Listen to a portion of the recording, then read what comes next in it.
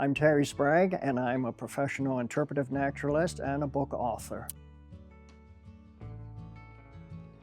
Well, I guess it goes back to the 1960s when I was submitting little fillers and short nature items for the Picnic Gazette, and the editor back then was Phil Dodds, and he was interested in nature himself, and he said, why don't you write a column, a weekly column? But he never told me when to quit, so 50 years later I was still writing a weekly column and decided to retire from that. I decided to retire it I guess it was 2014 when I made that decision, because I felt it had gone long enough, it had served its purpose. And I decided if I could write a column, perhaps I could even write a book, and I did 6 of them. So that's basically the history of how I got inspired to write.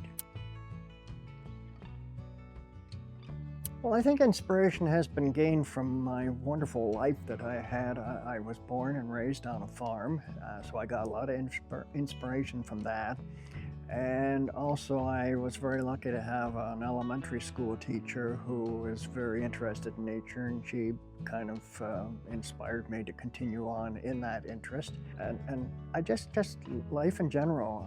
I'm a professional naturalist, so I did a lot of guided hikes, and I got a lot of inspiration from those people, from those events, which inspired me to write at least one of the books on natural history, which was called Naked in the Sand. And it sold very well, not because of the title, but because it was a collection of misadventures in my life as a professional naturalist. Typically, it takes about a year.